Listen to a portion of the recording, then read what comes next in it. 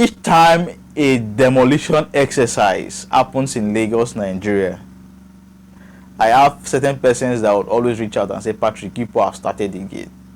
And this is a serious case. This is a serious case.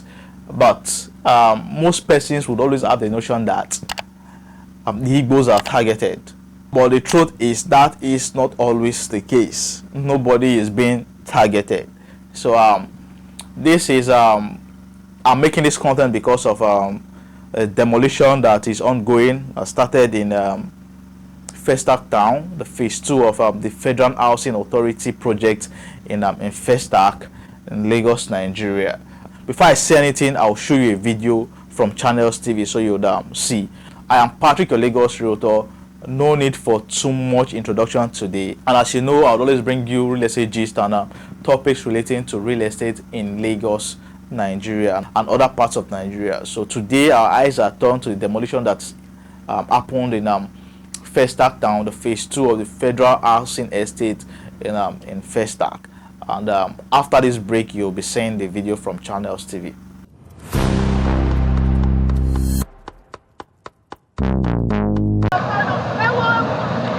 This is the phase 2 of the Federal Housing Authority project in Festac area of Lagos, southwest Nigeria. For several years, this federal government acquired land laid fallow, but has now been encroached by land grabbers and sold to developers and private persons. The Federal Housing Authority in the last 3 years has been at war with the occupiers, justifying the demolition of the buildings, claiming owners are trespassers. A lot of illegalities have gone on in that place, and we're talking about quite a number of illegal developments. And we're trying to see how best we could be able to resolve this and to be able to make people live in more serene environments, and for us to be able to also do our own part by making sure that people have good quality houses for them to be able to live in. Unfortunately, we've had series of issues of illegal estate developers, illegal people selling land anyhow.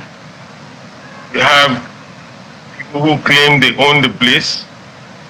We even have some form of litigations left, right, and center. But everywhere we have worked, especially in the last 2.5 years, we're trying our best to stay out of where there is litigation.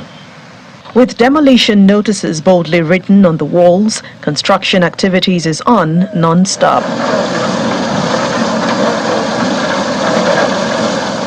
To our surprise, the level of work is still going on. We already have the permission of our management, so I will also sought for security.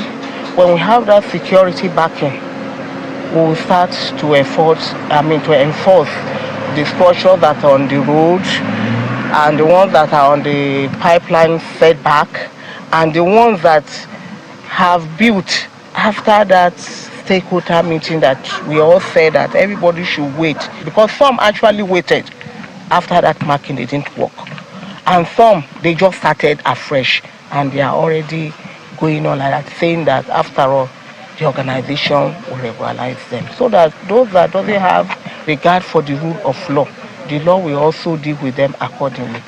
However, various interventions and meetings with both parties seems to be yielding results, as the authority is considering regularization of documents of those who obeyed its stop work instructions with less infractions. And welcome back, everybody. Now you've seen the videos and you have an understanding of what really is happening in Festac. Now, from the video you would hear that the property, the land belongs to the Federal Housing Estate, the federal government estate, the federal land. But people have been selling lands there illegally, and people are constructing, developers are constructing properties illegally on those places. So my even building on setbacks, road setbacks and all those things. Illegality cannot stand. As far as you've undertaken an illegal stance on property development, then you are at risk of losing your property. If not now, you'll lose it in the future. The fact that lands are laid fallow. The fact that lands are left fallow by the government does not mean the government does not have intention about the land. So person will say, the government has forgotten about the land. The government does not forget anything. They don't have time to develop now. They would have a time to develop in the future. The need will arise for those lands in the future. So moneyless people have sold lands illegally there, and unsuspecting buyers and investors have bought the properties. And like I said, these are the guys that are most vulnerable when it comes to issues like this. Those who buy these properties, investors, unsuspecting investors who buy these properties, they are the ones that suffer in the end. Now, the government is the government. Like I would always say, ignorance is no defense in law. That you do not know that this land is for the government would not stand. Your ignorance has led you astray, and this is because you did not ask the necessary questions. Some of them, litigation was on the land, and you were asked, there's a court order that asked you to stop development, but some persons still continue because they felt that they'll win the case, allocation will be given to them, and all those things. Now, the truth is that the government is the government. The government will do what they want to do as far as you have undertaking an illegal stance and process. So that is that about that. What I can do is to sympathize with those whose assets are demolished. There's nothing I can do. The best I can do is what I'm doing on this channel, to inform, to advise, to shout, to tell you what you need to do investing in real estate, most especially in Lagos. Try as much as possible to do the right thing. Don't cut corners. Once you are investing big money, once you are investing money in anything, make sure you do not cut corners. Do it the right way, so that in future when things arise, you'll find out that you'll find yourself on the good side of the law. If you take out your time to do due diligence, you will not find yourself buying committed properties, buying lands that are for the government. So for those that have contacted me on this particular issue, this is the truth. Nobody is being targeted. Igbos are not being targeted.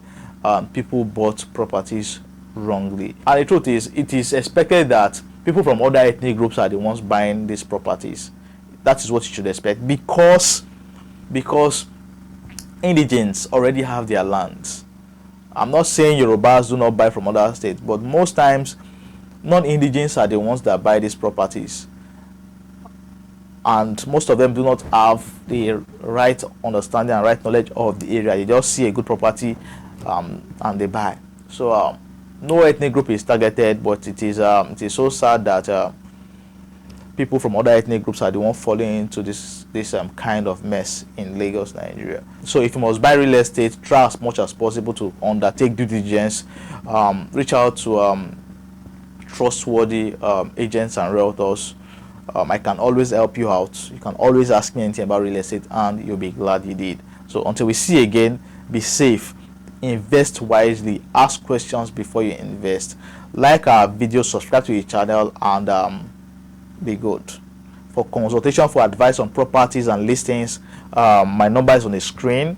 You can contact me through WhatsApp. The link to my WhatsApp is in the description below, and you'll be glad you did. Peace.